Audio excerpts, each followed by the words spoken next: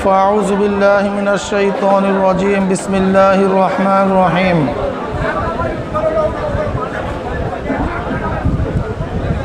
فاسألوا أهل الذكر إن كنتم لا تعلمون وعن أبي هريرة رضي الله تعالى عنه قال قال رسول الله صلى الله عليه وسلم فضلت على الأنبياء بست أوتيت جوامع الكلم ونصرت بالرعب وأحلت لي الغنائم وجعلت لي الأرض مسجدا وطهورا وأرسلت إلى الخلق كافة ختم بي النبيون رواه مسلم صدق الله العظيم وصدق رسول النبي الكريم সবাই দুরূদ শরীফ আল্লাহুম্মা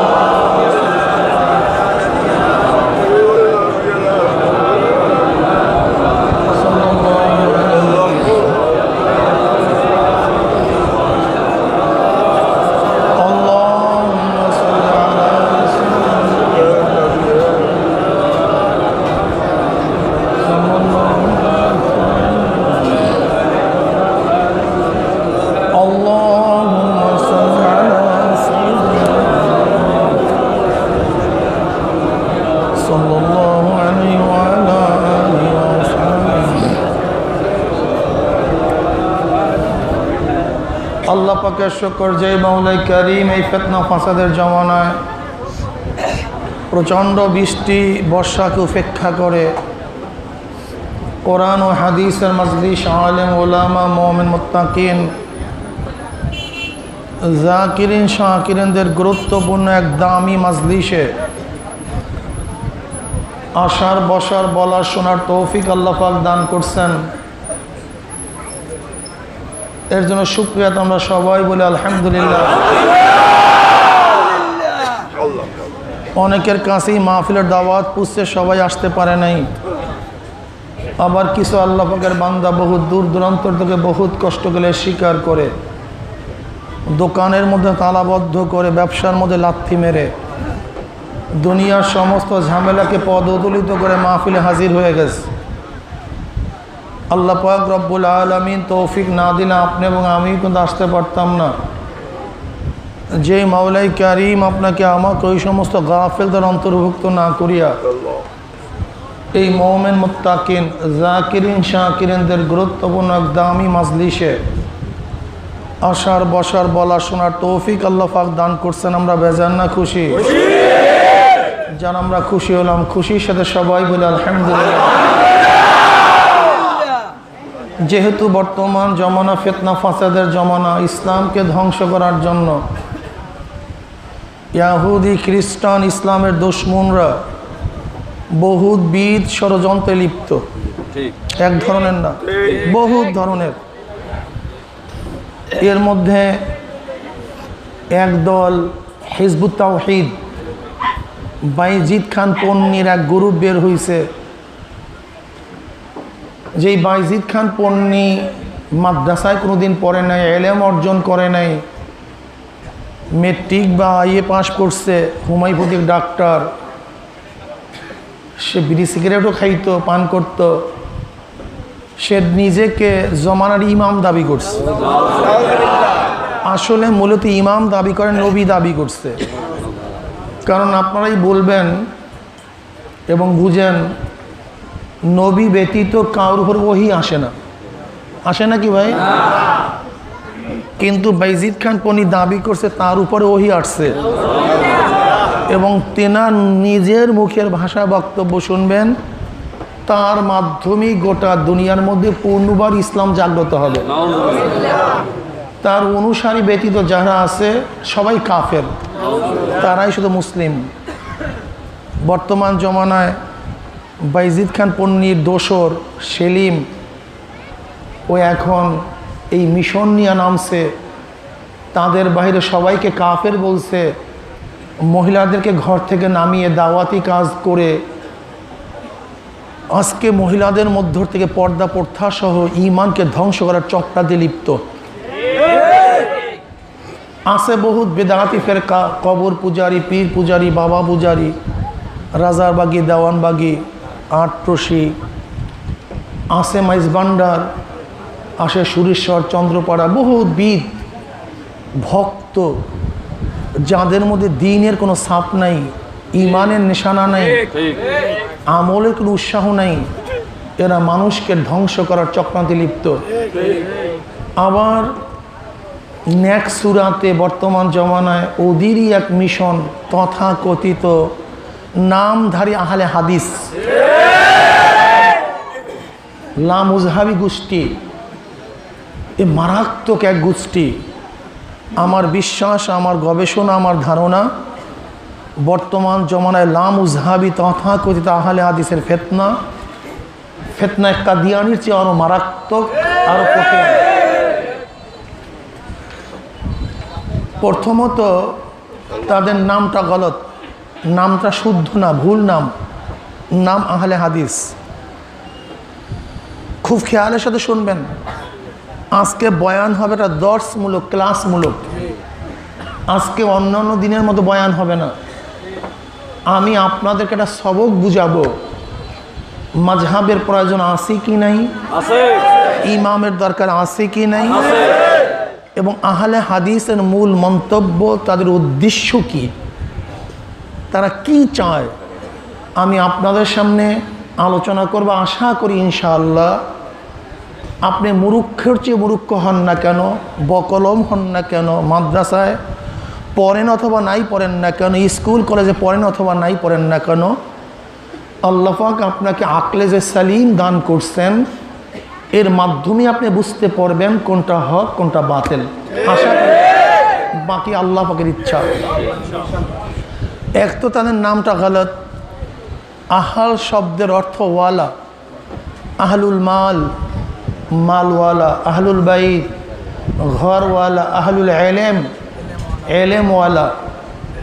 যদি আমি বলি ব্যক্তি আহলুল এলেম, আপনি নিশ্চিত বুঝছেন অনেক জ্ঞানের অধিকারী। আহলুল বাইত, ব্যক্তি ঘরের মালিক। আহলুল মাল, এই ব্যক্তির কাছে অনেক অর্থ আছে। ঠিক না ভাই? এ ব্যাপারে আপনারা সবাই একমত না দ্বিমত? বললাম ব্যক্তি আহলুল মাল, খুঁজা দেখেন 1 টাকারও মালিক না, নামের সাথে কাজের। সবাই কথা বলতে হবে। আমি আগেই বলছি ক্লাস দর্স, নামের সাথে কাজের। আহলুল বাইত ঘরওয়ালা, খুঁজা দেখি একটা টিনেরও মালিক না, নামের সাথে কাজের। আহলুল এলেম, এলেমওয়ালা, বললাম ভাই সূরা ফাতিহা বলো তো, পড়তে পারে না, নামের সাথে কাজের। এবার আহলুল হাদিস অর্থ কি হবে? তার মানে অনেক হাদিস ব্যক্তি জানে। ঠিক না ভাই? ক্লিয়ার? ব্যক্তি অনেক হাদিস জানে। এক ব্যক্তির কাছে এক ব্যক্তিকে বলতেছে, ভাই আমি তো আহলে হাদিস, আপনি মাযহাবি, আপনি তো শিরক করতেছেন। ওই ব্যক্তি পানের দোকানদার, সে উঠেই দাঁড়ায় গেছে। আরে ভাই, ঘটনা তো আমার সাথেই ঘটছে। আমি প্রথম যখন সফরে নামলাম 2006 সনে, আব্বাজান অসুস্থ, প্রথম সফরে নামছি, সাতক্ষীরায় গেলাম। যাওয়ার পরে এক দল লোক আসছে, আসিয়া তারা পরিচয় দিতে আসে আমরা আহলে হাদিস। তৎকালীন সময় কিন্তু আহলে হাদিস সম্পর্কে আমার তত বেশি জ্ঞান ছিল না।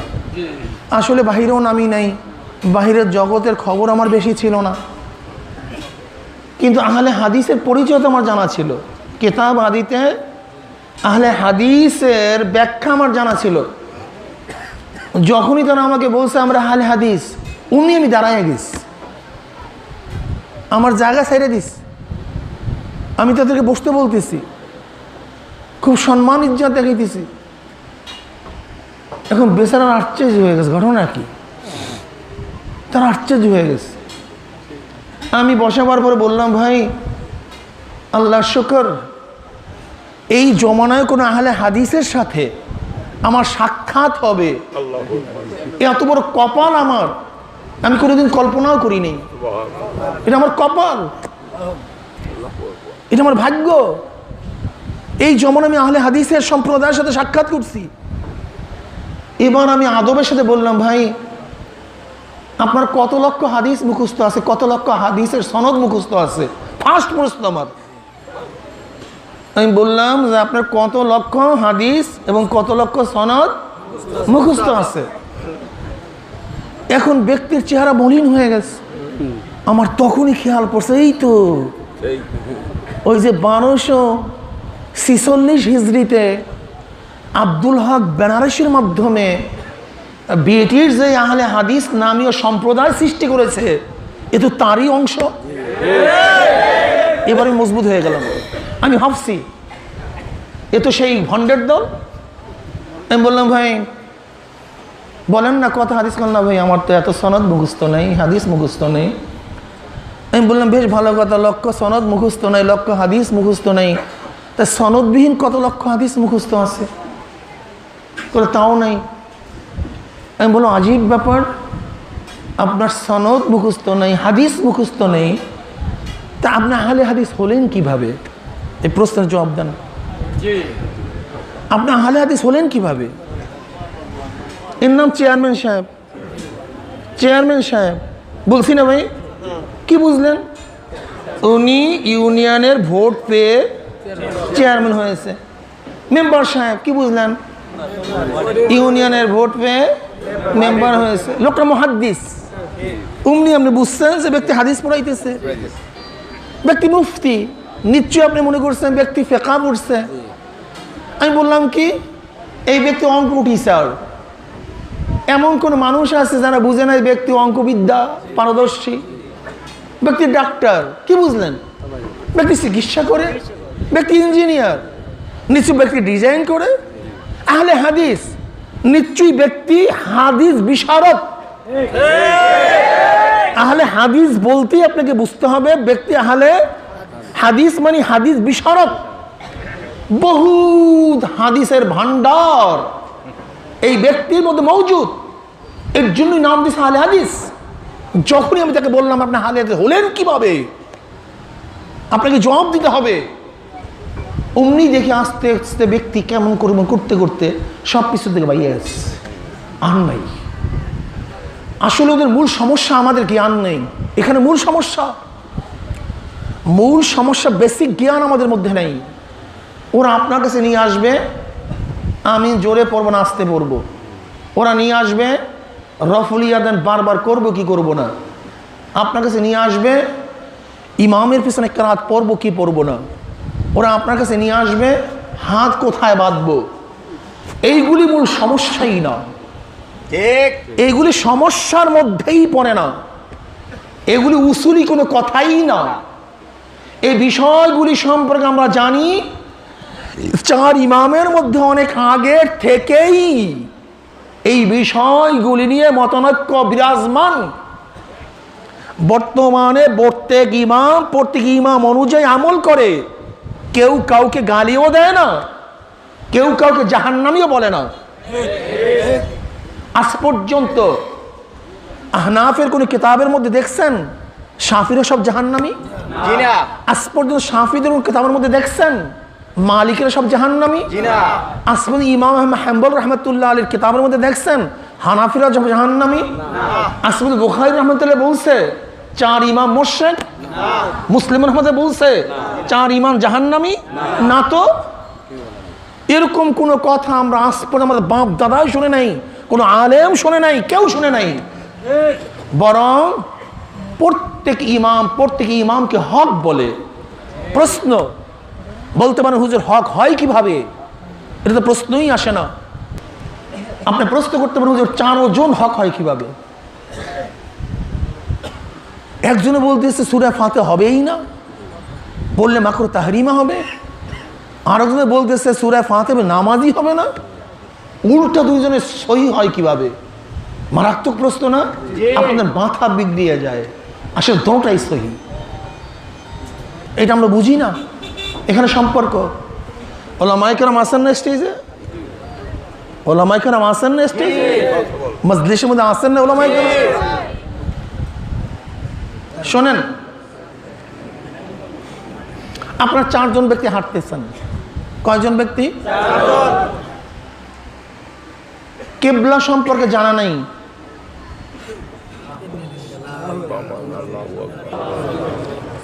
কিবলা কথা বলেন, কিবলা কিন্তু কিবলামুখী হওয়া কি নামাজের মধ্যে? কিবলামুখী ফরজ, কিন্তু আমরা কিবলা জানা নাই, কিবলামুখী হওয়া। এখন 4 জনের মধ্যে গবেষণা শুরু হয়েছে। একজনে বলতেছে কিবলা এই দিকে, একজনে তাহারি করছে কিবলা এই দিকে, আর একজনে তাহারি করছে কিবলা এই দিকে, আর একজনে তাহারি করছে কিবলা পিছনের দিকে। 4 জন 4 রকমের মত। তাহারি করছে, চেষ্টা করছে কিবলা, একজনে বলছে ডাইনে, একজনে বলছে বামে, একজনে বলছে সামনে, একজনে বলছে। আচ্ছা বলেন তো এর মধ্যে কিবলা কি একদিকে হবে না চারদিকে হবে? কিন্তু কেউ কিবলা। আচ্ছা 4 জনে তাদের ইস্তেহাদ অনুযায়ী চেষ্টা অনুযায়ী নামাজ পড়ছে, আসলে কিবলামুখী কয়জন হয়েছে? 3 জন। নামাজ দেখছেন অবস্থাটা কি হয়েছে? খুব ভালো মতো বুঝতে হবে, আমাদেরকে বুঝতে হবে কিবলামুখী হওয়া ফরজ, কিন্তু 4 জন 4 দিকে ফিরে নামাজ পড়ছে। কিন্তু যে ব্যক্তি কিবলামুখী হয়ে নামাজ পড়ছে সে একই নাম বলতে পারে না আমারটাই ঠিক। যে ডাইন দিকে নামাজ পড়ছে সে একই নাম বলতে পারে না আমারটা ঠিক বলতে পারে কি না? বরং প্রত্যেকের মধ্যে একইনও আছে, জানও আছে যে আমারটাও ঠিক হতে পারে, ওরটাও ঠিক হতে পারে, এরটাও ঠিক হতে পারে, এরটাও ঠিক হতে পারে। কিন্তু গোটা দুনিয়া সমস্ত আলেমরা ফতোয়া দিবে 4 জনের নামাজ সহি, কিন্তু ইনদাল্লাহ কে কিবলামুখী হয়ে নামাজ পড়ছে আল্লাহই ভালো জানে, অন্য কেউ জানে না। এর নাম ইস্তেহাদ, এর নাম ইস্তেহাদ। এর জন্য ইমাম যদি গলত করে তাহলে তার সওয়াব, আর সঠিক করলে তার 2 গুণা সওয়াব। দেখেন এখানে সর্বোচ্চ আপনি বলতে পারেন যেই ব্যক্তি তাহারি সঠিক হয়েছে সে 2 গুণা সওয়াব পাইছে, আর যার ইস্তেহাদ তাহারি ঠিক হয় নাই সে 1 গুণা সওয়াব তো পাইছে, তার নামাজও সহি হয়ে গেছে। এই ব্যাপারে সবাই একমত না দ্বিমত? এই ব্যাপারে লামুজহাবিরাও একমত। যদি ব্যাপারটা তাই হয়ে থাকে, এবার বলেন তো 4 জন ইমাম একই নস তফসিলি না, ইস্তিহাদি নস, মুজমালি নস, যেই নসের সারে ব্যাখ্যা দেন নাই, নবী পাক সাল্লাল্লাহু আলাইহি ওয়াসাল্লাম বলেন নাই এইটাই ঠিক এইটা ঠিক না, এরকম স্পষ্ট কোনো কথা বলেন নেই। আমার নবীর কথার থেকে এইটাও নেওয়া যায়, এইটাও নেওয়া যায়। এখন মুস্তাহিদরা যদি গবেষণা করে একে অপরের উল্টা ফতোয়া দেয়, যে একজনকে হালাল বলছে আর একজন একই জিনিসকে হারাম বলছে, কেন? নস আমাকে স্পষ্ট করে নাই। আমার দলিলের ভিত্তিতে পূর্ব দিকেই কিবলা হবে, আর একজনের দলিলের ভিত্তিতে উত্তর দিকেই কিবলা হবে, আর একজনের দলিলের ভিত্তিতে পূর্ব দিকেই কিবলা হবে। যদিও ইস্তিহাদ করে উল্টাও হয়, আর একজনের দৃষ্টিতে সম্পূর্ণ খেলাফ, কেউ বলছে হালাল, কেউ বলছে হারাম।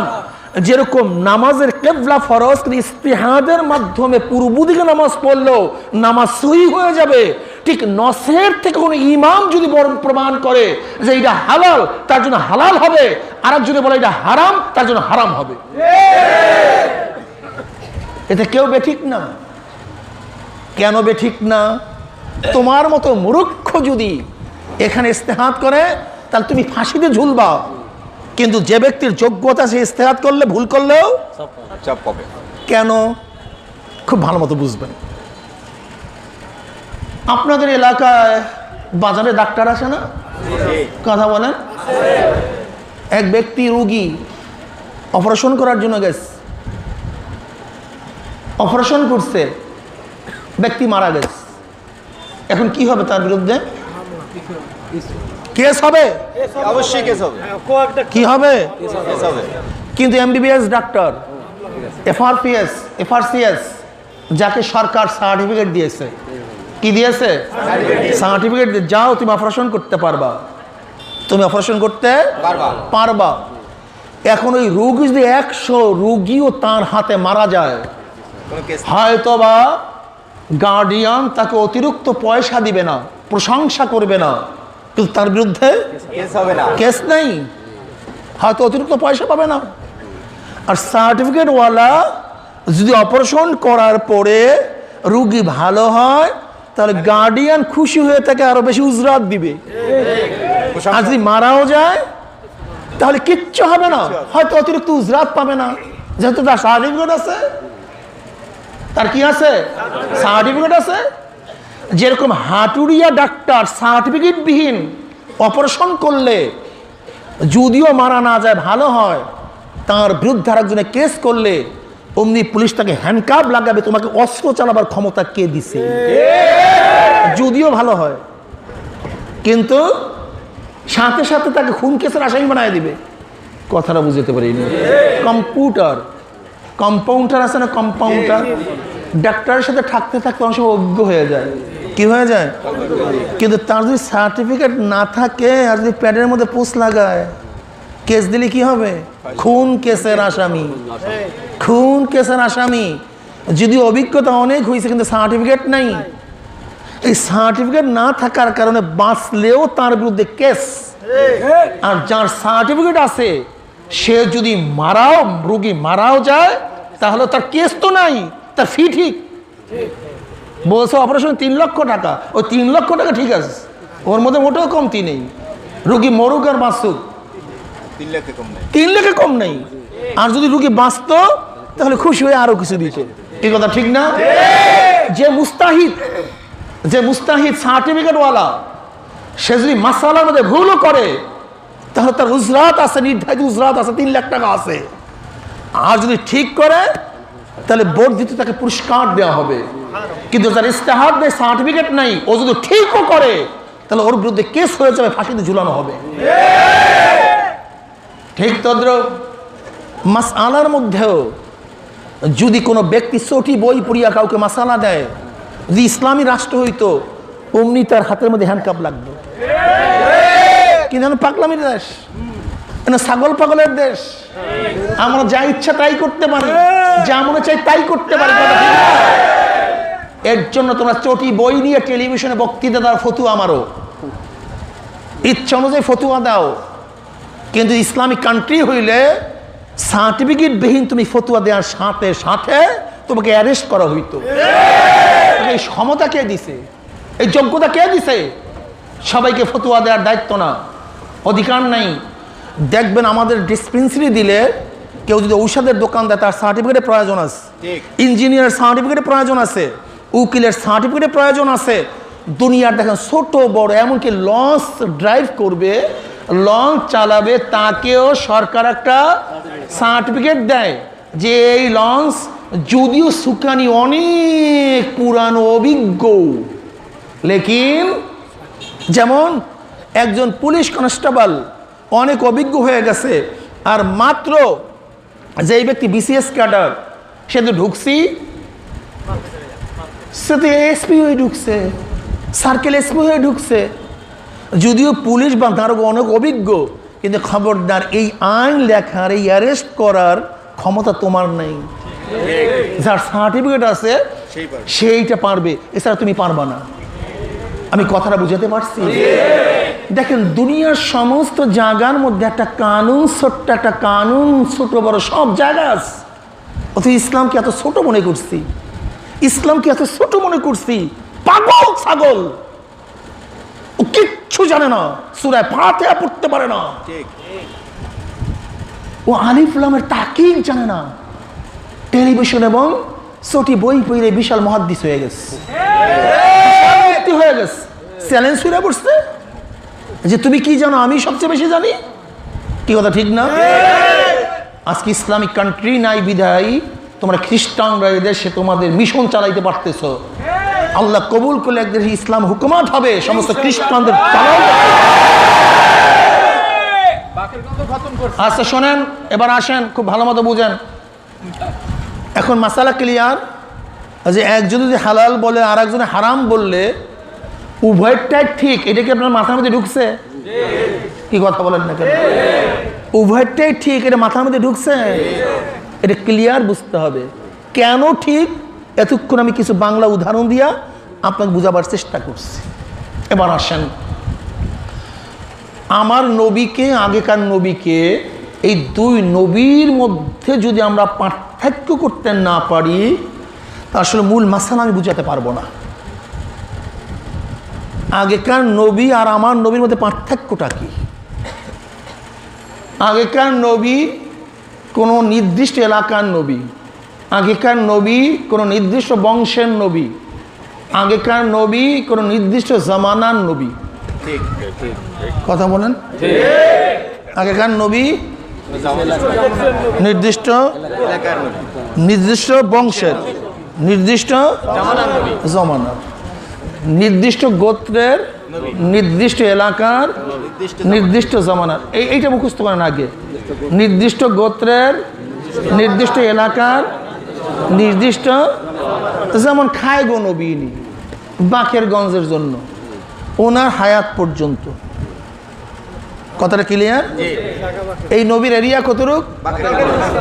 কোন বংশের? খানগো বংশের। ওনার জমানা মৃত্যু পর্যন্ত, হায়াত পর্যন্ত। এবার শেষ, ওনার কারবার শেষ, উনি শেষ, ওনার নবুয়াতিও। তাহলে আগেকার নবী খাস খাস এলাকার জন্য, খাস বস্তির জন্য, খাস জমানার জন্য। আমার নবী সমস্ত দুনিয়ার জন্য, আমার নবী সমস্ত বংশের জন্য, আমার নবী কিয়ামত পর্যন্তর জন্য। তা আমার নবী অনির্দিষ্ট, আগের নবী, আমি আগে বলছি ক্লাস, জবাব দিবেন সাথে সাথে। আগের নবী নির্দিষ্ট, আমার নবী অনির্দিষ্ট। আগের নবী, আমার নবী। আচ্ছা, নির্দিষ্ট নবীদের জন্য মাসালার প্রয়োজন নির্দিষ্ট, যেহেতু নির্দিষ্ট মাসালার প্রয়োজন। আমার নবী অনির্দিষ্ট, মাসালার প্রয়োজন। কি সবাই একমত? নির্দিষ্ট নবীর জন্য মাসালার প্রয়োজন নির্দিষ্ট, অনির্দিষ্ট নবীর জন্য মাসালার প্রয়োজন অনির্দিষ্ট। এ ব্যাপারে সবাই একমত নাকি? যেহেতু অনির্দিষ্ট নবীর জন্য মাসালার প্রয়োজন অনির্দিষ্ট, কিন্তু মাসালার মূল উৎস তো নির্দিষ্ট। মাসালার মূল উদ্দেশ্য কোরআন ও হাদিস। মাসালার মূল উদ্দেশ্য, উৎস কোরআন এবং হাদিস। কি কথা ঠিক না? তা কোরআনের আয়াত ৬৬৬৬। মোট হাদিসের মতনে হাদিস, হাদিসের এবারত, মূল এবারত, কেউ বলেন ৪,০০০, কেউ বলেন ১০,০০০, কেউ বলেন ৫০,০০০। তাও জয়ীফ রওয়ায়াত অনুযায়ী কত হাজার? ৫০,০০০। মোট হাদিসের সংখ্যা কেউ বলেন ৪,০০০, কেউ বলেন ১০,০০০, কেউ বলেন ৫০,০০০। আপনি প্রশ্ন করতে পারেন, হুজুর কি বলেন? আল্লামা বুখারী রহমতুল্লাহ আলাইহি ৭ লক্ষ হাদিস থেকে তার হাদিসের কিতাব রচনা করতেন। ইহয়া ইবনে মুঈন রহমতুল্লাহ ১০ লক্ষ হাদিস মুখস্থ ছিল। আহমদ হাম্বল রহমতুল্লাহ আলাইহি এত লক্ষ ১০ লক্ষ হাদিস মুখস্থ ছিল। আর আপনি বলতেছেন হাদিসের সংখ্যাই সর্বোচ্চ ৫০,০০০। এটা আবার কেমন কথা হলো? কি প্রশ্ন আছে কি নেই? শোনেন, একটা হলো মুতুনে হাদিস আর সনদে হাদিস। হাদিসের দুইটা দিক, অর্থাৎ হাদিসটা আমরা কিভাবে পেলাম একে বলা হয় সনদ, আর কি পেলাম সেটা হলো মতন। তাই সনদে হাদিস বহুত, কিন্তু মতনে হাদিস অল্প। কথাটা বুঝাতে পারি নাই। যেমন উদাহরণ দিলে বুঝতে পারবেন, আল্লাহ নবী পাক সাল্লাল্লাহু আলাইহি ওয়াসাল্লাম মুজার উপরে মাসাহ করছেন। কিসের উপরে? মুজার উপরে। হাদিস কয়টা হলো? একটা। মুজার উপরে আল্লাহ নবী কয়টা হাদিস হলো? একটা। কিন্তু ৭০ জন সাহাবীদের থেকে হাদিসটা আমাদের কাছে আসছে। কতজন সাহাবী? ৭০। এখন যদি আপনি প্রশ্ন করেন মুজার উপরে হাদিস কয়টা, মুজার উপরে হাদিস কয়টা বলবেন ৭০টা। আসলে মূল হাদিস কয়টা? এর জন্য হাদিসের সংখ্যা বেড়ে গেছে। কথাটা বুঝেননি? সনদের কারণে হাদিসের সংখ্যা মূল মুজারফুরের হাদিস একটা, কিন্তু আসছে 70 জন সাহাবীর ভিত্তিতে, এর জন্য মুজারফের হাদিস 70টা। এইভাবে হাদিসের সংখ্যা বাড়ছে। তাই মূল হাদিসের সংখ্যা মুতুনি হাদিস 4000, 10,000 বা আর কোরআনের আয়াত 6666। কত হলো? কম বা বেশি? 6666 কম বা বেশি, বা হাদিসের সংখ্যা কম বা বেশি। তাহলে মোট নস, যার জমা নুসুস, যেটা হলো মাসালার উৎস, আমরা জানলাম সেই মাসালার উৎস মাত্র 57,000।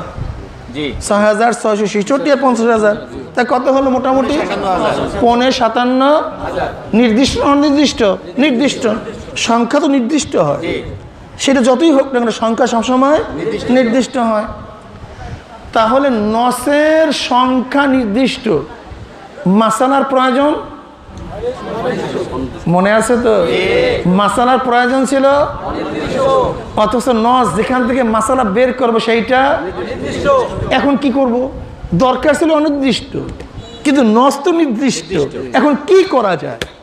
এবার আসেন, এবার মূল হাদিস বুঝাবো। এই জন্য আমার নবী পাক সাল্লাল্লাহু আলাইহি ফরমান, ফুজ্জিলতু আলাল আম্বিয়াই বিসিত্তিন উতিতু জাওয়ামিউল কালিম।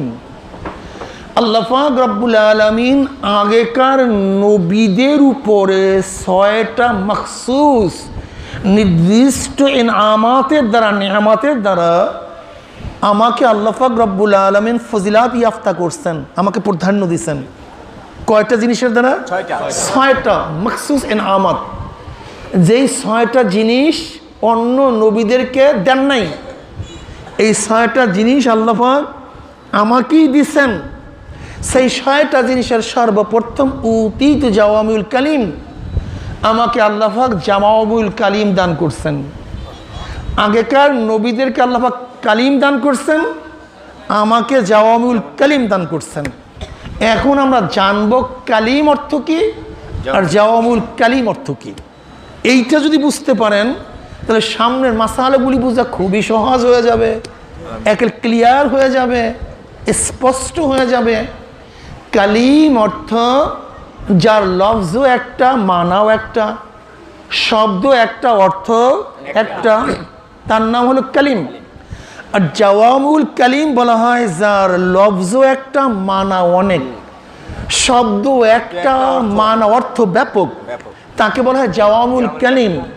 তা আল্লাহ পাক রব্বুল আলামিন আগেকার নবীদেরকে দান করছেন কালিম, জাওয়ামিউল কালিম দান করেন নাই। আমার নবীকে দান করছেন জাওয়ামিউল কালিম। কারণটা কি? আগেকার নবীকে দান করলেন কালিম, আমার নবীকে দান করছেন জাওয়ামিউল কালিম। এর মূল রহস্যটা কোথায়? এইটা আমাদেরকে বুঝতে হবে, এইটা আমাদেরকে বুঝতে হবে। এইটা বোঝার আগে একটা উদাহরণ না দিলে বুঝবেন না। একটা উদাহরণ না দিলে সামনের মাসালা বুঝবেন না, উদাহরণ দিলে ক্লিয়ার বুঝবেন। দেখেন, কিয়ামত পর্যন্ত, দুনিয়া সৃষ্টি হওয়ার পর থেকে কিয়ামত পর্যন্ত কত লোক দুনিয়াতে আসবে আমরা কেউ জানি? কে জানেন? আমার আল্লাহ জানেন। কিয়ামত পর্যন্ত কত লোক দুনিয়া সৃষ্টি হওয়ার পর থেকে আসবে আমার মাওলা সব জানেন, ঠিক না? আচ্ছা, এই মানুষদের জন্য যাহা কিছু প্রয়োজন কে জানেন? আমার আল্লাহ জানেন। যেহেতু আমার মাওলা পাক রব্বুল আলামিন ইলমে মানুষের সংখ্যাও আছে, তার প্রয়োজনীয় জিনিসের সংখ্যাও আমার মাওলার ইলমে আছে। এই মানুষগুলি কত তৈল ব্যবহার করবে, কত স্বর্ণ ব্যবহার করবে, কত পেট্রোল ব্যবহার করবে, কত পানি ব্যবহার করবে, কত মোবিল ব্যবহার করবে, কত গ্যাস ব্যবহার করবে, সব কার ইলমে আছে? আমার মাওলার ইলমে আছে। আচ্ছা বলেন তো, এই প্রয়োজনীয় জিনিসগুলি আমার মাওলা আমাদের জন্য কোথায় রাখছেন? মাটির নিচে। তৈলের খনি, পানির খনি, গ্যাসের খনি। দেখেন, আমাদের জন্য যত কিছু প্রয়োজন আল্লাহ পাক সব মাটির নিচে রেখে দিয়েছেন। কিন্তু প্রয়োজনীয় জিনিসগুলি যদি আমাদের সামনে প্রকাশ করতেন, বের করে দিতেন, তাহলে আমাদের অবস্থা কি হইতো? সমস্ত মানুষ তৈলে ভেসে যাইতাম।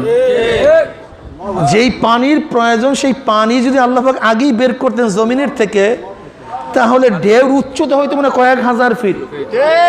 যেই পরিমাণের তৈলের প্রয়োজন তা যদি আল্লাহ বের করে দিতেন, তা তৈলে ডুবিয়া সমস্ত মানুষ মারা যাইত। আল্লাহ পাকের হিকমতটা কি? যাহা কিছু প্রয়োজন কিয়ামত পর্যন্তর জন্য সমস্ত প্রয়োজনীয় জিনিস আল্লাহ পাক মাটির মধ্যে রেখে দিয়েছেন। আবার এই মাটির থেকে উঠাবার জন্য আল্লাহ পাক মানুষের মধ্যে মেধা দান করছেন। যখন যেই প্রয়োজন হবে ইঞ্জিনিয়াররা সেই প্রয়োজনীয় জিনিস মাটির নিচ থেকে বের করে দিবে। কি কথা ঠিক না? কিন্তু প্রয়োজনীয় জিনিস আগেই বের করতেন, তাহলে মানুষ মারা যেত, মানুষ ক্ষতিগ্রস্ত হইতো। এই জন্য আল্লাহ পাকের নিজাম হলো প্রয়োজনীয় জিনিস আমি জানি এবং বের করার পদ্ধতিও রাখছি। সবার মধ্যে যোগ্যতাও দেই নাই। যাদের মধ্যে যোগ্যতা আছে তারা প্রয়োজনীয় জিনিস খনিজ থেকে ভিতর থেকে বের করে তোমাদের সামনে উপস্থিত করবে, ব্যবহার করবা। কথা বলেন না কেন? এবার আপনারা ক্ষিপ্ত হয়ে গেছেন, না কোন ইঞ্জিনিয়ারের প্রয়োজনে। কিসের ইঞ্জিনিয়ার? মেরে ফেল সব ইঞ্জিনিয়ার, রাখবো না ইঞ্জিনিয়ার। আপনারা যদি ইঞ্জিনিয়ার সব মেরে ফেলেন তাহলে আপনারা কি বাঁচবেন? সব তো মারা যাবেন। পানি পাবেন কোথায়? তৈল পাবেন কোথায়? গ্যাস পাবেন কোথায়? এইটা পাবেন কোথায়? সেইটা পাবেন কোথায়? তাহলে দুনিয়ায় বাঁচার জন্য ইঞ্জিনিয়ার প্রয়োজন আছে কি নাই? যদি ইঞ্জিনিয়ার প্রয়োজন না থাকে, এইটা অনুভব করেন, তাহলে মনে করতে হবে তোমার জীবনে থাকারও প্রয়োজন নাই। ইঞ্জিনিয়ার আছে তাহলে তোমার প্রয়োজনও তোমার সামনে আছে। ইঞ্জিনিয়ার নাই, তোমার প্রয়োজনও নাই, তোমার দুনিয়াতে থাকারও প্রয়োজন নেই। ভাগো এখান থেকে। কি কথা ঠিক না? এবার বলেন তো, ইঞ্জিনিয়ার কি গ্যাস তো সৃষ্টি করছে না বের করছে? না সৃষ্টি করছে। খালেক কে? ইঞ্জিনিয়ার খালেক না, সে তোমাদের সামনে বের করে হাজির করছে, এতটুকু তার ক্রেডিট।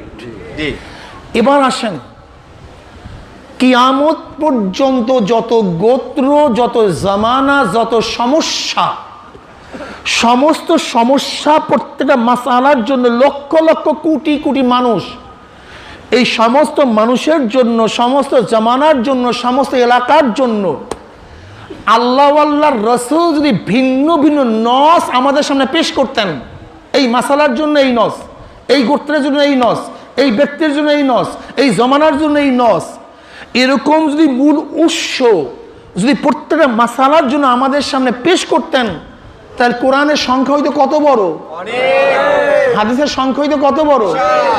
এটা মুখস্থ করতো কে? ইয়াদ করতো কে? সাফাইতো কে? রাখতো কোন লাইব্রেরিতে? যেরকম প্রয়োজনীয় সমস্ত তৈল গ্যাস বের করলে মানুষ মারা যাইত, আনেওয়ালা কিয়ামত পর্যন্ত যত মাসাইলের প্রয়োজন, এই সমস্ত মাসাইলের নস যদি আল্লাহ আল্লাহর রসুল পেশ করতেন, তাহলে কোনো মানুষ এটাকে মুখস্থ করতে পারতো না, হাফজ করতে পারতো না, দখলে নিয়ে আসতে পারতো না। এর জন্য আমার মাওলার নিজাম হলো, যত প্রয়োজনীয় জিনিস সব মাটির মধ্যে আছে, যখন তোমাদের প্রয়োজন হবে ইঞ্জিনিয়ার তোমাদেরকে বের করে দিবে।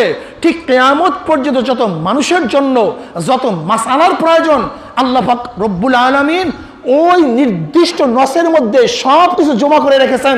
যখনই যেই মাসালার প্রয়োজন হবে ইমামরা সেখান থেকে বের করে তোমাদের সামনে হাজির করবে।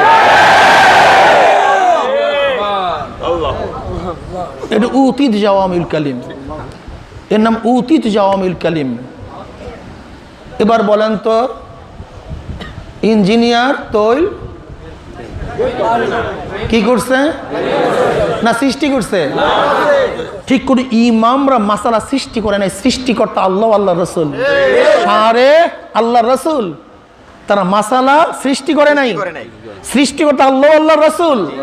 তারা যেই মাসালা ওখানে রাখছেন, আমাদের ইমামরা সেই মাসালা সেখান থেকে বের করে আমাদের সামনে হাজির করছেন। কাজে সারে তারা না, সারে আল্লাহ আল্লাহ রসুল।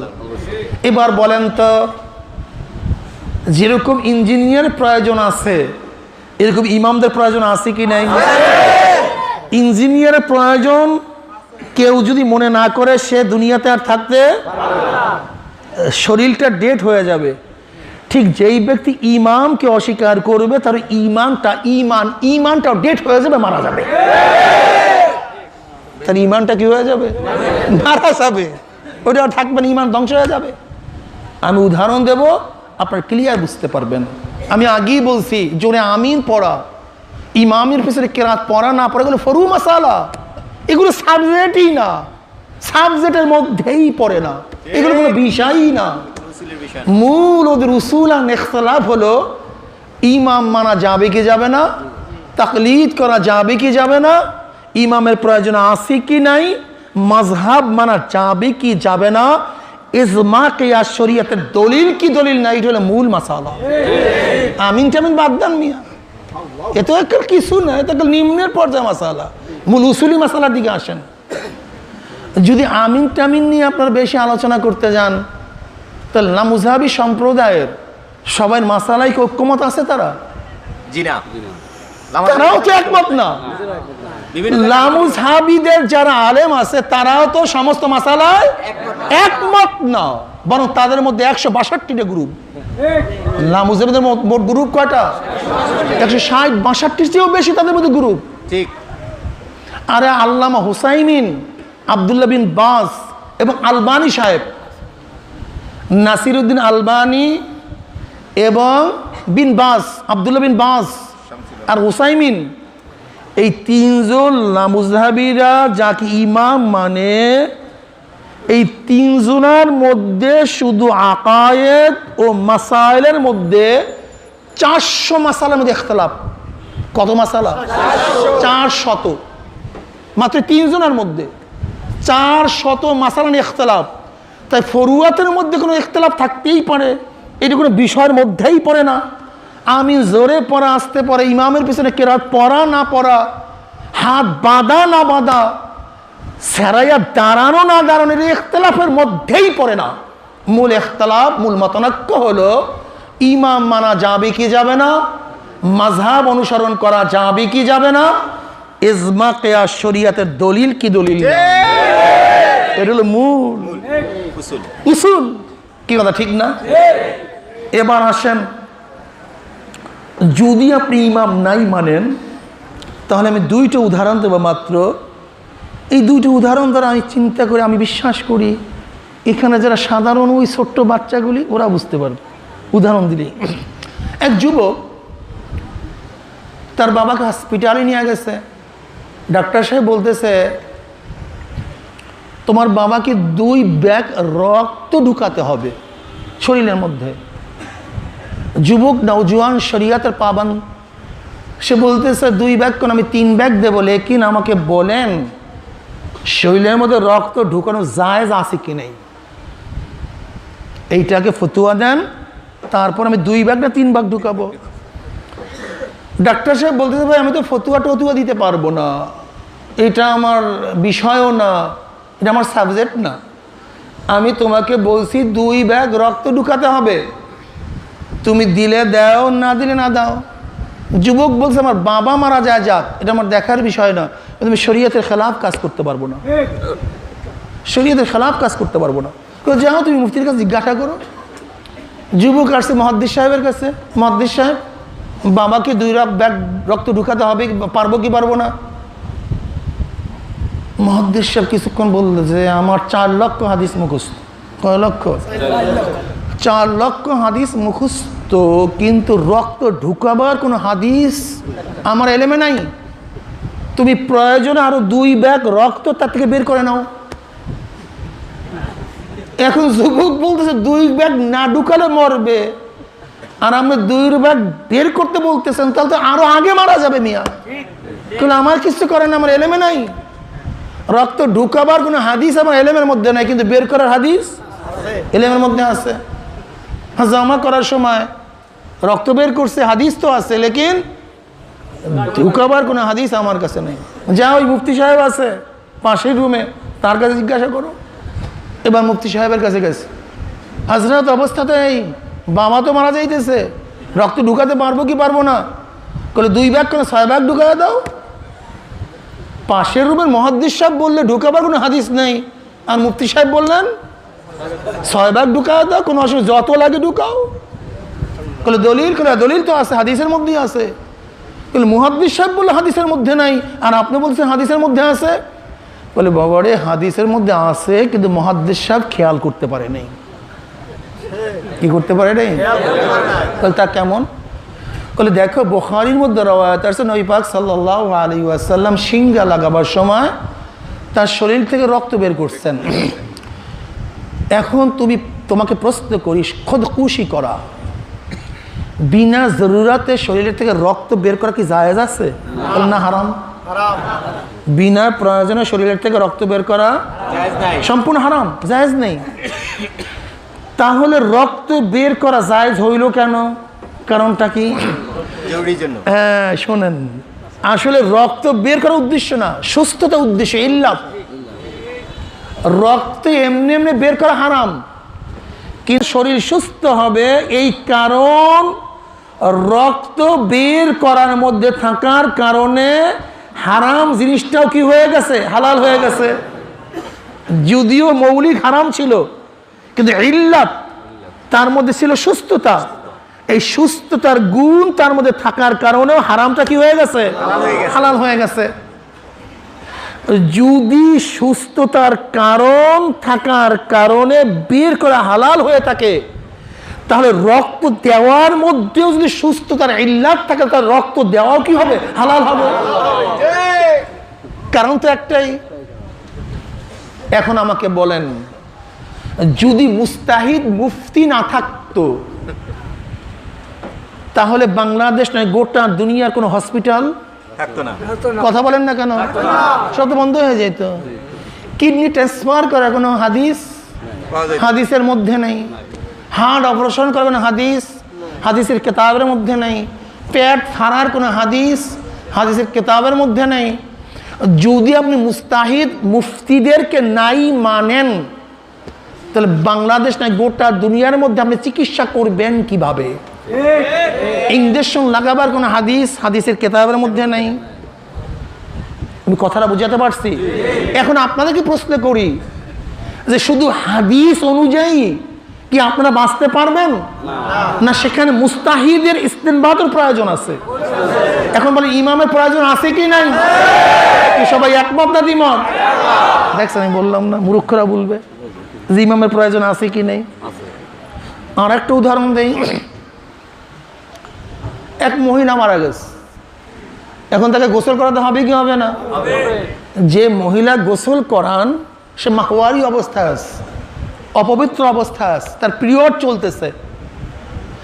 এখন মহিলার কাছে যখন গেছে যে আপনাকে গোসল করাতে হবে, বলে ভাই আমার গোসল করাতে তো আপত্তি নাই, লেকিন আমি তো নাপাকি অবস্থায়, এই অবস্থায় আমি তাকে গোসল করাতে পারবো কি পারবো না সেই ফতুয়া আগে দাও, এরপর আমি গোসল করাবো। এখন বাগদাদ মাদ্রাসায় গেছে, মুহাদ্দিসিন ইকরাম বসা, যাদের 6 লক্ষ হাদিস মুখস্থ, গিয়ে বলতেছে মহিলা, মুহাদ্দিস সাহেব মাসালা তো চলে আসছে। কি মাসালা? মহিলা তো মারা গেছে, গোসল করার কেউ নাই, আমি গোসল দেব, কিন্তু আমার হালাত তো এই, এখন আমি গোসল দিতে পারবো কি পারবো না? মুহাদ্দিস সাহেব কিছুক্ষণ পর বলতেছে, মাহওয়ারি অবস্থায় গোসল দেওয়ার কোনো হাদিস আমার কাছে নাই। আমার কাছে কোনো এরকম হাদিস নেই।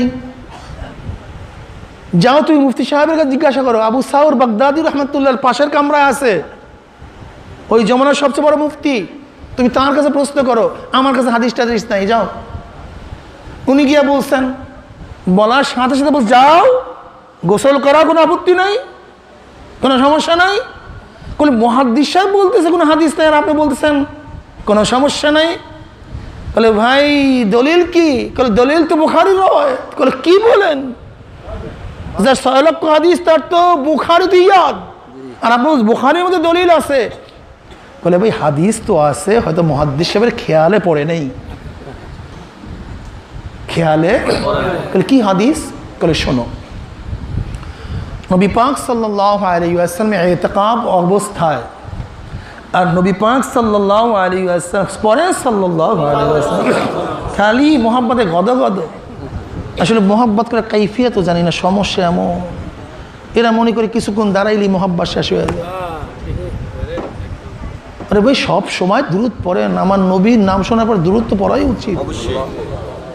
নবী পাক সাল্লাল্লাহু আলাইহি ওয়াসাল্লাম তার হুজরা মোবারক আর মসজিদে নববীর মধ্যে তো একই ওয়াল, একই বেড়া। তো নবী পাক সাল্লাল্লাহু আলাইহি ওয়াসাল্লাম ইতিকাফরত অবস্থায় ছিলেন, বেড়ার ফাঁক দিয়ে আমার নবী ঘাড় সের মোবারক তার হুজরার মধ্যে ঢুকাইয়া দিতেন। আর আম্মা জান আয়েশা সিদ্দিকা রাদিয়াল্লাহু তাআলা আনহা আমার নবীর মাথাকে ধোয়া দিতেন, কাঙ্কর করতেন, আশ্রয়া দিতেন, তৈল দিতেন। আম্মাজান কি বললেন? ওয়ানা হায়জুন, এমত অবস্থায় আমি অপবিত্র অবস্থায় ছিলাম। এখন ফকি আবু সাউর বাগদাদি রহমতুল্লাহ বলেন, যদি অপবিত্র অবস্থা আমার নবীর পবিত্র শরীর মোবারক ধোয়াতে পারে, তাহলে তুমি অপবিত্র অবস্থায় আরেকজন মহিলার শরীরও ধোয়াতে পারবা। যদি অপবিত্র অবস্থা আমার পবিত্র নবীর জিসম মোবারক ধোয়াইতে পারে, তুমি অপবিত্র অবস্থায় একজন মহিলা মৃত্যু তার জিসম ধোয়াইতে কোনো অসুবিধা নেই। বেটা যা ধোয়া গিয়া। আমাকে বলেন, যদি মুস্তাহিদের প্রয়োজন না হইতো তো ওই মহিলাকে তো গোসল বিহীনই দাফন করতে হইতো, কে তাকে গোসল করাইতো? আপনাদের ধারণা কি এই জোরে আমিন পড়া, ইমামের পিছে কেরাত পড়া না পড়া, রফুল ইয়াদাইন করা না করা, এই গোটা শরীয়তের মধ্যে 4-5টা মাসালাই, আর কোনো মাসালা নেই? কথা বলেন না কেন? জানেন না? আচ্ছা বলেন তো, দোতলা মসজিদ বানানো জায়েজ আছে কি নেই? হাদিস দেখাও। মসজিদের মধ্যে কার্পেটিং করা জায়েজ আছে কি নাই? হাদিস দেখাও। আমাকে বলো, মসজিদের মধ্যে টাইলস লাগানো জায়েজ আছে কি নেই? হাদিস দেখাও। মসজিদের উপরে ট্যাঙ্কি, সেখান থেকে পাইপ লাগিয়ে নিচে ট্যাপ ফিট করা জায়েজ আছে কি নেই? হাদিস দেখাও। আমি এক মসজিদের বয়ান করতেছি, মসজিদে ফ্যান লাগানো জায়েজ আছে কি নেই? হাদিস দেখাও। মাইক লাগানো জায়েজ আছে কি নেই? হাদিস দেখাও। আমাকে বলো, হাদিস দেখাও। তোরা মসজিদে আগে ঢোক, তারপর ইমাম মুয়াজ্জিন মুক্তাদি জোরে আমিন পড়বে কি পড়বে না সেটা পরে দেখবে, আগে মসজিদ বানাও। আগে মসজিদের মধ্যে ঢোক। তো তোদের মসজিদে ঢোকাই ইজাজত নেই, কারণ 3-4 তলা মসজিদ বানাতে পারবো কি পারবো না কোটা হাদিসের কিতাবের মধ্যে নাই। মসজিদের মধ্যে এইটা করতে পারবো কি পারবো না কোটা হাদিসের কিতাবের মধ্যে নাই। যদি হাদিসের কিতাবের মধ্যে মসজিদ বানাবার ডিজাইন না থাকে, যদি কিয়াস দিয়ে সেটাকে সাবেত করতে হয়, যদি কিয়াস মানুষই না, তাই মসজিদে ঢুকবে কিভাবে? এবার আসেন, আমরা হজে যাই না? এখন হজের মধ্যে তোয়াফ করি 2-3-4 তলায়। এই 2-3-4 তলায় তোয়াফ করা জায়েজ আছে কি নেই? হাদিস দিয়ে দেখান। সাফা মারওয়ার মধ্যে দৌড়ে 2-3-4 তলায়, দৌড়ে কি দৌড়ে না? জায়েজ আছে কি নেই? হাদিস দিয়ে দেখান। জামারাতের মধ্যে আমরা পাথর মারি 2-4-5 তলার উপর থেকে, জায়েজ আছে কি নেই? হাদিস দেখান। আমাকে দেখাতে পারবেন? সব বাদ দেন। আমাদের দক্ষিণ অঞ্চলে বাংলাদেশের মধ্যে মহিষ পালি, মহিষের গোশ খাওয়া জায়েজ আছে কি নাই? হাদিস দিয়া দেখান। মহিষের দুধ খাওয়া জায়েজ আছে কি নাই? হাদিস দিয়া দেখান। মহিষ কোরবানি করা জায়েজ আছে কি নাই? হাদিস দিয়া দেখান। যত মূর্খ মানুষকে এই নামাজের মাসালাকে সামনে নিয়ে আইসা আমাদেরকে ইসলাম থেকে ডিভাইডেশন করতেছে, সে কথা আমি বলতেছি। এখন বলেন তো, আমি এতক্ষণ যেই বয়ান দিছি, এই বয়ান অনুযায়ী আপনাদের ধারণা কি ইমামের প্রয়োজন আছে কি নাই? হ্যাঁ, ওরা কি বলে? তাহলে ওরা গোমরা না সহি? দেখছেন না, সাধারণ মানুষ বলতেছে। আমি বললাম না, সাধারণ মানুষ বলবে। এবার আসেন, সময় কত হইল রে ভাই? এই সারা রাত্রে এই বয়ান করবো নাকি? আমি এই বিষয়ে আলোচনা করতে গেলে আমার হুঁশ থাকে না। আমার কথাটা বুঝাতে পারছি? এই বিষয়ে আলোচনা করতে গেলে তো আমার ঘন্টা আলোচনা করতে হয়। আমি কথাটা বুঝাতে পারছি? কি ক্লিয়ার হইতেছে না? স্ট্রাকচার ওলামায়ে কেরাম এই স্ট্রাকচারগুলি, বুনিয়াদি মাসালাগুলি ভালো মতো ইয়াদ করেন। শয়তান কাছেও থাকবে না। এরপর কিছু বাংলা মাসালা বলবো ওদের কাছে, এরপরে বাংলা মাসালা আমাদের সাধারণ মানুষকে বলবো। কথা বুঝাতে পারছি? যখন সাধারণ মানুষকে বাংলা মাসালা বলবো, ওই তো দেবো না, ওইটা দিলেই দেখবো শয়তানের কেমন, এটা দেবো। আচ্ছা কথা বলেন না, দেখবেন অবস্থাটা কি হয়। শোনেন, ধরে নেন আপনার সবাই লামুজহাবি, এখানে যারা আছেন কথা বলেন, আমরা স্টেজে যতজন আছি এই কজন মাযহাবী। আপনাদের সাথে আমাদের ইখতিলাফ, মতানৈক্য, মোনাজারা, বহস শুরু হয়ে গেছে। কি হয়ে গেছে? ওঠো তোমরা দুইজন, ওঠো, তুমি ওঠো, তুমি ওঠো, পাশাপাশি দাঁড়াও। এই দুইজন কি ভাই? কথা বলেন। আমরা কি এদের সাথে কি বহস? এই লাম্বাজনের নাম আব্দুল্লাহ, ভয় পায় নামে এই লাম্বাজনের নাম আব্দুল্লাহ, খাটোজনের নাম আব্দুর রহমান, দুইজন। আমি লাম্বুজে আব্দুল্লাহকে বলছি, ভাই আব্দুল্লাহ বলো তো সহিহ হাদিস কাকে বলা হয়? আব্দুল্লাহ বলল, হুজুর আমি তো জানি না, আমার তরফ থেকে আমার ভাই লামুজহাবি ও জবাব দিবে, আব্দুর রহমান জবাব দিবে। আচ্ছা বলেন তো, আব্দুল্লাহর পক্ষ থেকে যদি আব্দুর রহমান জবাব দেয়, তা আব্দুর রহমানের জবাব কি আব্দুল্লাহর জন্য যথেষ্ট হবে? কেন? যদি আব্দুল্লাহ আব্দুর রহমানের জবাবকে কবুল করে, গ্রহণ করে, তাহলে পক্ষান্তরে আব্দুল্লাহ আব্দুর রহমানকে ইমাম মানছে, তার মাযহাব গ্রহণ করছে, তার অনুসরণ করছে। কেন? তাদের মূল দাবি ছিল কি? আমরা কাউকে ইমাম, কার অনুসরণ, কোন মাযহাব। তাহলে কি করতে হবে? আব্দুল্লাহর প্রশ্নের জবাব আব্দুল্লাহকেই দিতে হবে, আব্দুর রহমানের প্রশ্নের জবাব আব্দুর রহমানকেই দিতে হবে। আব্দুল্লাহর জবাব আব্দুর রহমানের জন্য, আব্দুর রহমানের জবাব আব্দুল্লাহর জন্য যথেষ্ট হবে কি? সবাই একমত না দ্বিমত? বসেন, এবার আমার পালা। আমাকে বললেন, হুজুর আপনি বলেন সহিহ হাদিস কাকে বলা হয়?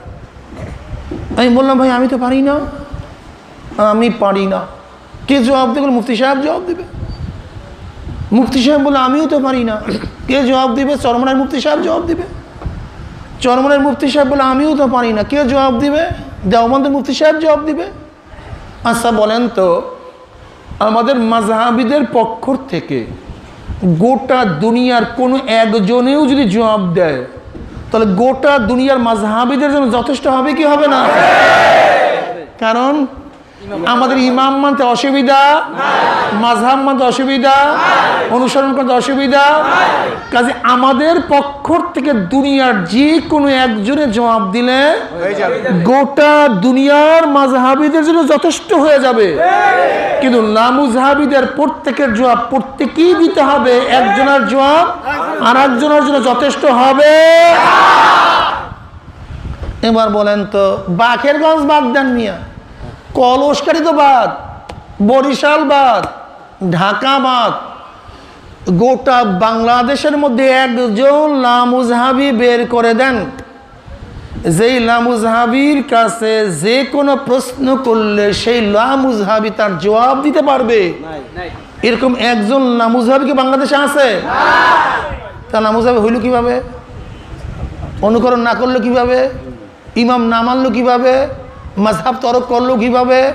আহলে হাদিস হইল কিভাবে? তাহলে ওদের দাবি এক, বাস্তবতা সম্পূর্ণ ঝুট এবং মিথ্যা। এবার আসেন, আমি বললাম সহিহ হাদিস কাকে বলা হয়? নবী পাক সাল্লাল্লাহু আলাইহি ওয়াসাল্লাম থেকে শুরু করে মুসান্নিফ পর্যন্ত সেকারাবির ভিত্তিতে তাওয়াসুল পদ্ধতিতে যে সনদ আসে তাকে সহিহ বলা হয়। ধরেন আব্দুল্লাহ বলল লামুজহাবি, ওই জবাব দিল, সহিহ কাকে বলা হয়? এই জিনিসকে কি বলা হয়? সহিহ বলা হয়। আমি পাল্টা প্রশ্ন করলাম, আব্দুল্লাহ তুমি যে সহিহ হাদিসের ব্যাখ্যা দিছো এইমাত্র, এই ব্যাখ্যা কি আল্লাহ দিছে? কোরআনের মধ্যে আছে ব্যাখ্যা? আব্দুল্লাহ বলবেন না, কোরআনের মধ্যে সহিহ হাদিসের ব্যাখ্যা নেই। আমি দ্বিতীয় প্রশ্ন করলাম, ঠিক আছে আল্লাহ দেয় না, আল্লাহর রসুল দিছে সহিহ হাদিসের ব্যাখ্যা? না, হাদিসের কিতাবের মধ্যে সহিহ হাদিসের ব্যাখ্যা নাই।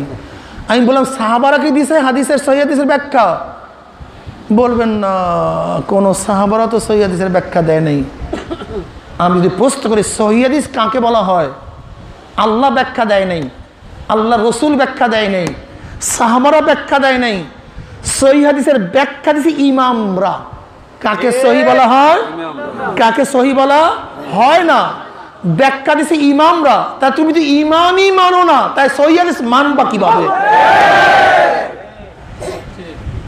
কিভাবে মানবো বলো? তুমি ইমাম মানো না।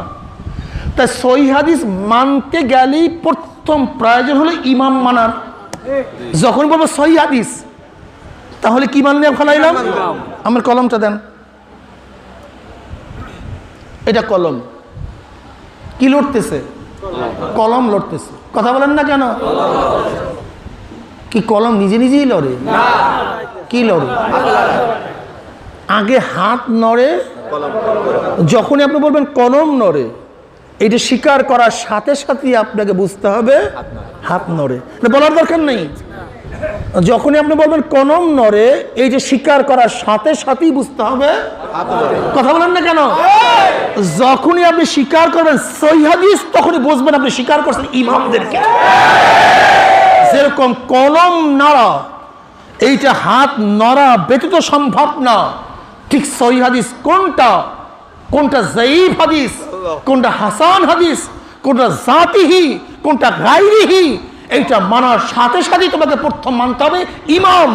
অথচ তুমি দাবি করতেছ আমি ইমাম মানি না, তোমার চেয়ে বড় মিথ্যুক আর দুনিয়াতে থাকতে পারে না।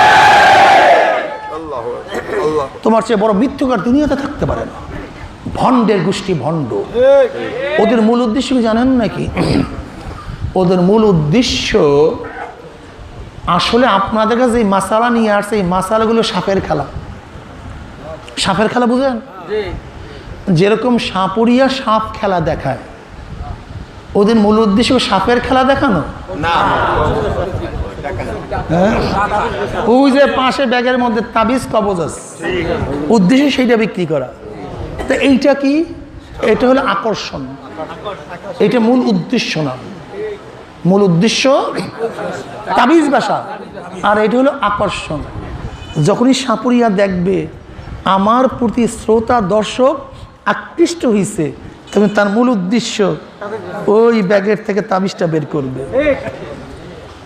এই লামুজাবির গোষ্ঠী আপনার সামনে আমার সামনে কিছু মতনৈক্যকৃত মাসালা নিয়ে হাজির হয়েছে। এই মতনৈক্যকৃত মাসালাদের মূল উদ্দেশ্য না আকর্ষণ। কারণ এইটা নিয়ে ইখতিলাফ করার, মতনৈক্য করার সুযোগ আছে, নাই তা না। আমরা অনেক আগের থেকেই জানি এইটা নিয়ে ইখতিলাফ করার, মতনৈক্য করার সুযোগ আছে, আমরা জানি। কিন্তু হঠাৎ করে মতনৈক্যকৃত মাসালা নিয়ে আপনাদের হাজির হয়েছে কেন? এইটা মূল উদ্দেশ্য না, এটা হলো আকর্ষণ। যখনই ওরা দেখবে কিছু মানুষ আমাদের ভক্ত হয়েছে, অনুসারী হয়েছে, তখন তাদের মূল উদ্দেশ্য খ্রিস্টানদের এবং ইহুদিদের এজেন্ডা বাস্তবায়ন করা। সেই ইহুদি এবং খ্রিস্টানদের মূল এজেন্ডা কি? মুসলমানদের মধ্যে ডিভাইডেড করে দাও, পার্থক্য করে দাও, মুসলমানদের মধ্যে মতনৈক্য সৃষ্টি করে দাও। যতক্ষণ পর্যন্ত মুসলমানদের মধ্যে মতনৈক্য সৃষ্টি করতে না পারবে, ততক্ষণ পর্যন্ত এই মুসলমান জাতিকে কেউ ধ্বংস করতে পারবে না। এখানে কয়টা আঙ্গুল? যদি সরানো থাকে কোনো শক্তি নেই, একত্রিত হবেন বিশাল শক্তি। Divided and rule. খ্রিস্টানদের মূল টার্গেট হলো, ইহুদিদের মূল টার্গেট হলো মুসলমানদের মধ্যে ভিন্ন করে দাও, পার্থক্য করে দাও। এই কাদিয়ানি সৃষ্টি করছে খ্রিস্টানরা, এই লামুজাবি সৃষ্টি করছে খ্রিস্টানরা, এই আহলে হাদিস সৃষ্টি করছে খ্রিস্টানরা, রিজাই সৃষ্টি করছে খ্রিস্টানরা, বাহাই সৃষ্টি করছে খ্রিস্টানরা। ওদের মূল উদ্দেশ্য কি? যতক্ষণ পর্যন্ত মুসলমানদের মধ্যে পার্থক্য না হবে, ততক্ষণ পর্যন্ত মুসলমানের শক্তি খর্ব হবে না। আর যতক্ষণ পর্যন্ত মুসলমানের শক্তি খর্ব না হবে, ততদিন পর্যন্ত মুসলমানদেরকে ধ্বংস করা যাবে না। দেখেন, খুব ভালো মতো বুঝবেন। আল্লাহ, শোনেন, যেই যুগে, যখন, যেই সময়, যেই জামাত, যেই দল মুসলিম থেকে আলাদা হয়ে যায়, সেই জমানায় সেই জামাতের মসজিদ আলাদা হয়ে যায়। ঠিক কথা বুঝেন নেই? যেমন শিয়ারাও একসময় মুসলমান ছিল, কিন্তু মুসলমান থেকে বের হওয়ার পরে তাদের মসজিদের নাম শিয়া মসজিদ। বাহাইরাও একসময় মুসলমান ছিল, মুসলমান থেকে বের হওয়ার পরে তার মসজিদের নাম বাহাই মসজিদ। কাদিয়ানির একসময় মুসলমান ছিল, মুসলিম থেকে বের হওয়ার পরে তাদের মসজিদের নাম কাদিয়ানী মসজিদ কাদিয়ানি মসজিদ। কি বুঝলেন? ভিন্ন হয়ে গেল। যেই জমানায়, যেই সময়, যেই জামাত, যেই গ্রুপ মুসলমান থেকে বের হয়ে গেছে তাদের মসজিদ আলাদা হয়ে গেছে, কিন্তু যারা মুসলমান তাদের মসজিদ একটা। এদেশের আওয়ামী লীগ আছে, বিএনপি আছে, জাতীয় পার্টি আছে, অমুক আছে, চরমনাই আছে, শস্যিনী আছে, জৈনপুরি আছে, যারাই মুসলমান তাদের মসজিদ একটা না ভিন্ন? যারাই নিজেদেরকে মুসলমান দাবি করে তাদের মুসলমান মসজিদ, কিন্তু যারা মুসলমান থেকে বের হয়ে গেছে, কথা বলেননি, যেমন শিয়া মসজিদ, কাদিয়ানি মসজিদ, বাহাই মসজিদ। আজকেও বর্তমান জমানায় একটা মসজিদ দেখা যায়, যেই মসজিদের নাম হলো আহলে হাদিস মসজিদ। কি মনে করতে হবে? যেরকম মুসলিম থেকে যারা বের হওয়ার পরে তাদের মসজিদ আলাদা হয়ে যায়, ওরা মুসলিম জামাত এই প্ল্যাটফর্মের থেকে বের হওয়ার কারণেও ওদের মসজিদ আলাদা হয়ে গেছে। আর একটা দেখেন তো, আমাদের দেশে কবরস্থান কয়টা? দুইটা। একটা হলো মুসলিম গোরস্থান আর খ্রিস্টান গোরস্থান। কি আপনাদের পাতিশিবুরি খ্রিস্টান আছে না? তাদের কবরস্থান আছে না? তা গোরস্থান কয়টা? কি? মুসলিম আর খ্রিস্টান। যারা মুসলিম তাদের গোরস্থান একটা, যারা খ্রিস্টান তাদের গোরস্থান আর একটা। খুব ভালো মতো বুঝবেন, যাদেরকে মুসলিম দাবি করে তারা একই গোরস্থানে দাফন হয়, আর যারা নিজেদেরকে মুসলিম মনে করে না তাদের গোরস্থান আলাদা। আজকেও বর্তমান জমানায় আর একটা গোরস্থান দেখা যায়, আর একটা কবরস্থান দেখা যায় উত্তরবঙ্গে। বিশাল বিশাল গেট, আপনি দেখবেন সেই গেটের উপরে লেখা আহলে হাদিস কবরস্থান, সহি আকীদা পোষণকারীদের কবরস্থান। কোথায় আছেন আখের মুসলমানের গোষ্ঠী? জোরে আমিন পড়া, ইমামের পিছনে কেরাত পড়বো কি না পড়বো, এগুলো রৌনক, এগুলো সাপের খেলা, মূল উদ্দেশ্য নয়। ওদের মূল উদ্দেশ্য হলো এক মুসলমান আর এক মুসলমানের মধ্যে ঘৃণা সৃষ্টি করা। কেন? গোটা দুনিয়ার মধ্যে দুইটা শব্দের মাধ্যমে গোটা দুনিয়ার মুসলমানকে ধ্বংস করছে। কয়টা শব্দ?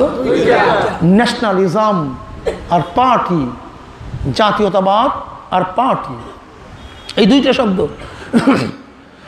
গোটা দুনিয়ার মুসলিম কান্ট্রিগুলো ছেলে এক, সৌদি আরব, আজম, ইরান, তুরান, একই মুসলিম কান্ট্রি। ইরান হোক, সৌদি হোক, কুয়েত হোক, দেশ আমি মুসলমান, কোনো আলাদা ছিল না। এখন হচ্ছে ন্যাশনালিজম, জাতীয়তাবাদ।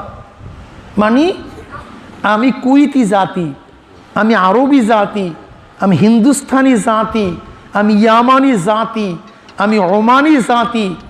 আগে ছিল মুসলমান এক জাত, সবাই ছিলাম আপন। এখন জাতীয়তাবাদ করিয়া গোটা দুনিয়ার মুসলিম কান্ট্রি দেশগুলিকে আলাদা করে ফেলাইছে। এখন আমি মুসলমান, আমি বাঙালি, আমি মুসলমান, আমি হিন্দুস্তানি, আমি মুসলমান, আমি পাকিস্তানি, আমি মুসলমান, আমি কুয়েতি, আমি মুসলমান, আমি আরবি। যেহেতু আমি জাতি আরবি, আমি জাতি বাঙালি, কাজে আরবের শত্রু আমি। যেহেতু আমি হিন্দুস্তানি, পাকিস্তানের শত্রু আমি। যেহেতু আমি ইরাকি, কুয়েতের শত্রু আমি। এক জাতীয়তাবাদ করে গোটা দুনিয়ার মুসলিম দেশগুলিকে আলাদা করছে, শক্তি খর্ব। আর একটা হলো পার্ট থেকে পার্টি, পার্ট মানে অংশ, পার্ট মানে অংশ। একই বাবার 7 সন্তান, আমরা ছিলাম এক পার্টি, আমি মুসলমান। কেউ তো ঠিক না?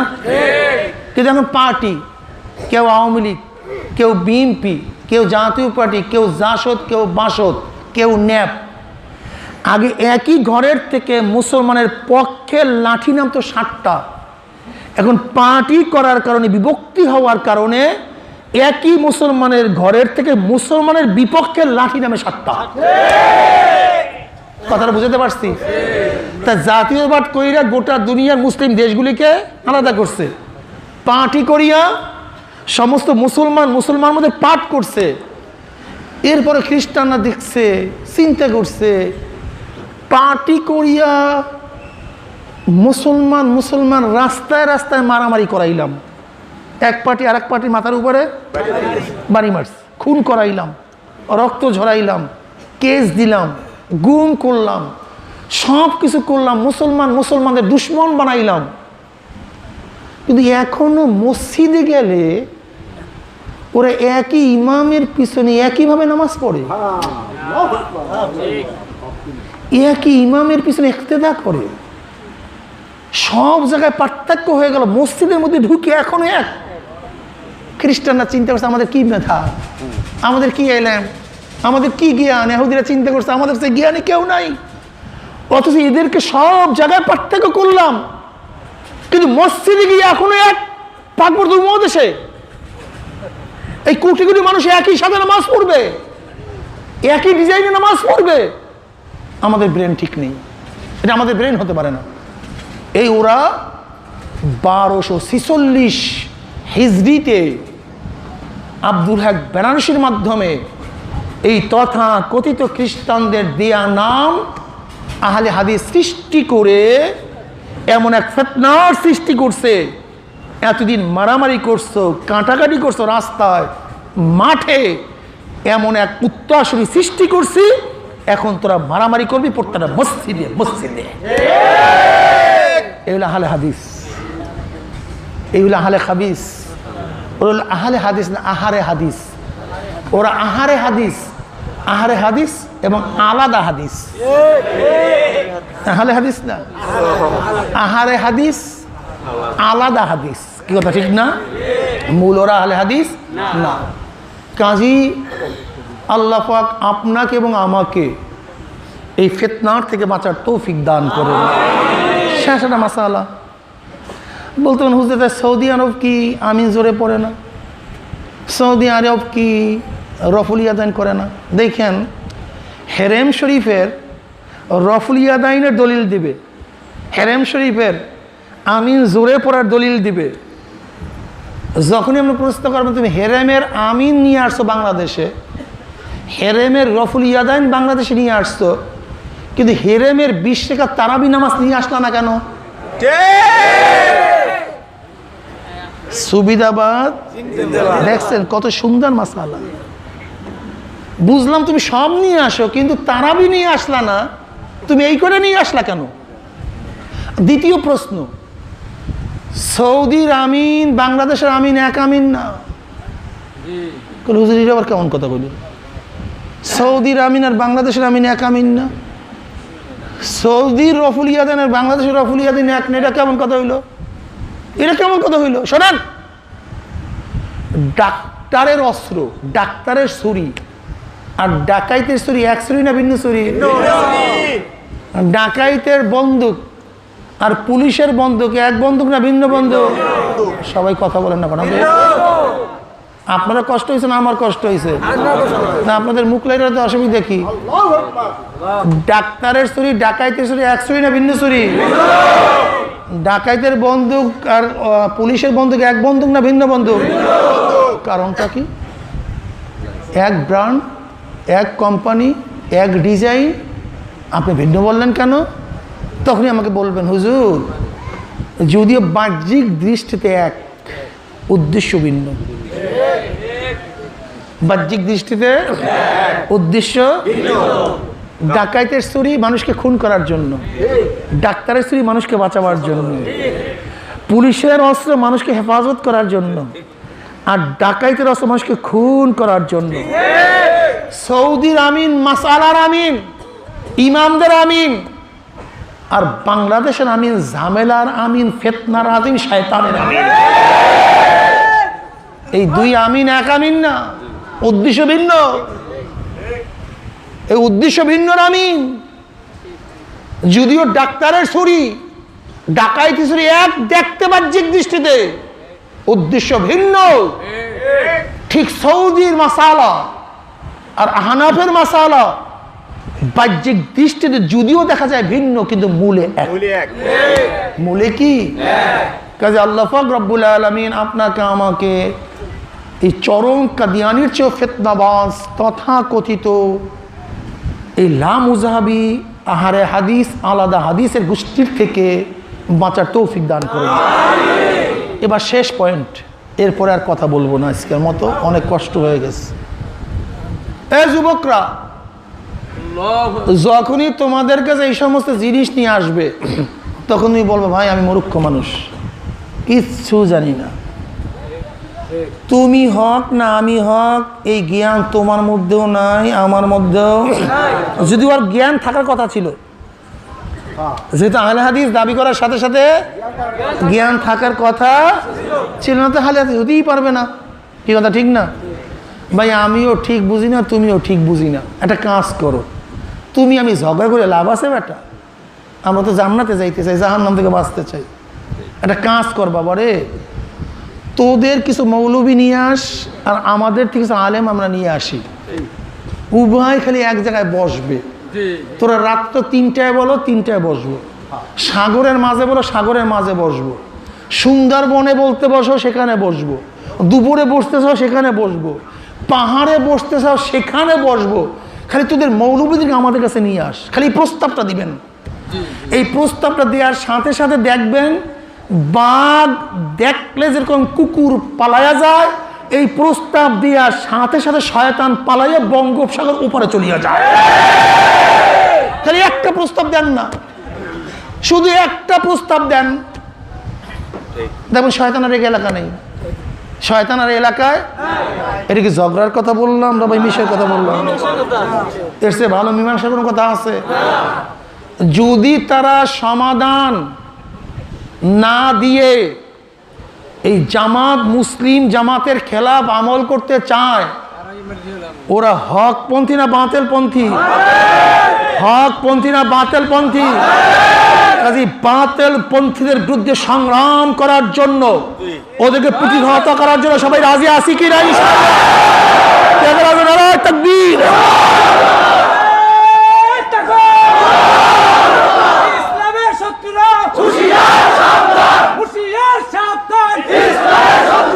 নামাই আল্লাহ পাক আমাকে এবং আমাদের সবাইকে কবুল করে নেন। এখানে অনেকেই দোয়ার জন্য আসছেন, খাস করে আমাদের আগামী নির্বাচনে হজরত মাওলানা নুরুল ইসলাম আলামী সাহেব, উনি আপনাদের কাছে দোয়া চাইতেছেন। হাত পাকা প্রতীকে এমপি প্রার্থী হিসেবে উনি আসবেন, দোয়া চাইছেন। আমাদের চেয়ারম্যান সাহেব অসুস্থ, দোয়া চাইছেন। মসজিদ কমিটির এবং আহলে সুন্নাত ওয়াল জামাত পরিষদের ওলামায়ে কেরাম দোয়া চাইছেন, বাজারে সবাই দোয়া চাইছেন। আমরা সবাই সবার জন্য দোয়া করব। আল্লাহ আমাদের সবাইকে কবুল করেন, আল্লাহুম্মা আমিন। ربنا ظلمنا أنفسنا وإن لم تغفر لنا وترحمنا لنكونن من الخاسرين ربنا ظلمنا أنفسنا وإن لم تغفر لنا وترحمنا لنكونن من الخاسرين মাওলা হে, আপনি আমাদের গুনাহ খাতা মাফ করে দেন। আল্লাহ আমাদের গুনাহ খাতা মাফ করে দেন। আল্লাহ আমাদের গুনাহ খাতা মাফ করে দেন। যতদিন জিন্দা রাখেন ইসলাম ফির জিন্দা রাখেন। যখন শেষ ডাক দিবেন ঈমানের সাথে ডাক দিয়েন। যখন শেষ ডাক দিবেন ঈমানের সাথে ডাক দিয়েন। মাওলা হে, যাদের উসরে মাহফিল হইল, যারা মাহফিলের জন্য চেষ্টা করলো, খাটনি দিল, সাহায্য করলো, আমরা যারা মাহফিলে হাজির হইলাম, সবাই উপরই খাস রহমত নাযিল করেন। আল্লাহ যারা অসুস্থ পরিপূর্ণ শিফায়ে কামিলা আজেরা নসিব করেন। আল্লাহ এলাকার ব্যবসায়ীরা দোয়া চাইছে, আমরা যেভাবে কামাই করে হালাল রুজির মধ্যে বরকত দিয়ে দেন, হালালভাবে খরচ করার তৌফিক দিয়ে দেন। আমাদের জেহেন শক্তি বাড়ায় দেন, সহিহ ইলম অর্জন করার তৌফিক দিয়ে দেন, সহিহ আমল করার তৌফিক দিয়ে দেন।